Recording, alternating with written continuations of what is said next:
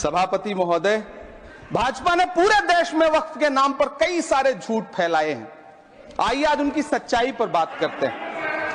वक्फ tribunal को संसदीय शब्द ऐसे बताया जाता है जैसे वक्फ ट्रिब्यूनल कोई मजहबी खाप पंचायत हो। सभापति महोदय, जबकि सच्चाई यह है कि वक्फ ट्रिब्यूनल भी तो सरकारी न्यायिक विभाग है, जिसमें सरकार द्वारा नियुक्त जज होते हैं, जिसमें प्रशासनिक अधिकारी होते हैं, कहीं ऊपर से थोड़ी आ गए।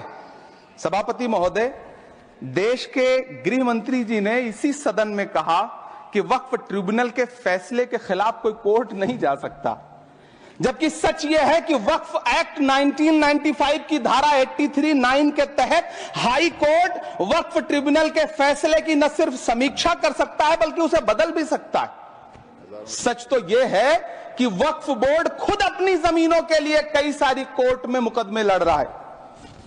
सभापति महोदय, दिल्ली की जिन 123 संपत्तियों को लेकर कल माइनॉरिटी मिनिस्टर, होम मिनिस्टर साहब और अभी आदरणीय नेता सदन बात कर रहे थे, आइए उनकी सच्चाइयों पे भी बात करते हैं।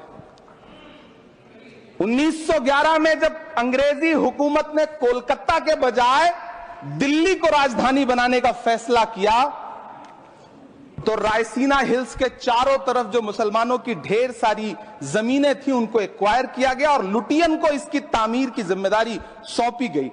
सेंट्रल विस्टा की तरह लुटियन जोन का मेगा प्लान तैयार हुआ, लेकिन उस वक्त के मुसलमानों ने उस वक्त की अंग्रेजी हुकूमत से अपनी इबादत गाहों को बचाने के लिए लड़ाई लड़ी। मामला ब्रिटिश गवर्नमेंट तक पहुंचा। तब यह तय हुआ कि वो जो धार्मिक स्थल हैं उन्हें जस का तस रहने दिया जाएगा। इंडिया गेट के बगल वाली मस्जिद हो, जाप्तागंज, सुनहरी बाग मस्जिद हो, पार्लियामेंट रोड वाली मस्जिद हो, ऐसी 123 संपत्तियों के मैनेजमेंट के लिए 1913 में मुसलमान वक्फ वैलिडेशन एक्ट बना और उसके बाद एक नया शहर बसाया गया जिसे लुटियंस जोन का नाम दिया गया।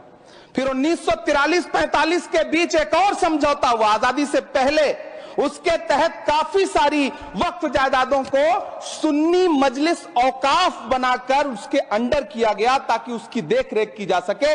गृह मंत्री जी 2 दिन से सदन में जो बात कह रहे हैं वो दरअसल 123 संपत्तियां उसी सुन्नी मजलिस औकाफ के तहत आती। सभापति महोदय, आजाद भारत आजाद हुआ। आजादी के बाद भारत में 1954 में वक्फ एक्ट लागू हुआ, जिसकी धारा 9 के तहत 1964 में केंद्रीय वक्फ काउंसिल का गठन हुआ। दिल्ली की वही 123 प्रॉपर्टीज को 1970 में सर्वे गजट करके गजट नोटिफाई किया गया। इसके निपटारे के लिए पूर्व प्रधानमंत्री इंदिरा जी के द्वारा 1974 में एक बर्नी कमेटी बनाई गई। बर्नी कमेटी ने 1976 में इन 123 संपत्तियों को दिल्ली वक्फ बोर्ड की संपत्ति होने की रिपोर्ट सौंपी।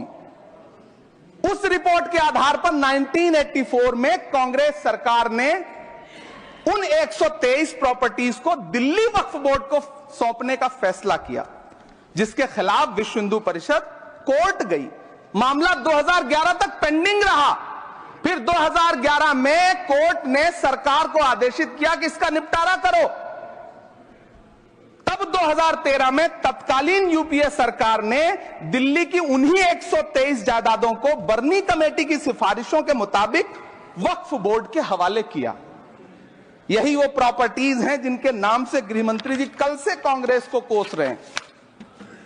फिर आई 2014 में भाजपा की सरकार, जो तब से इन जमीनों को हड़पने की साजिश कर रही है।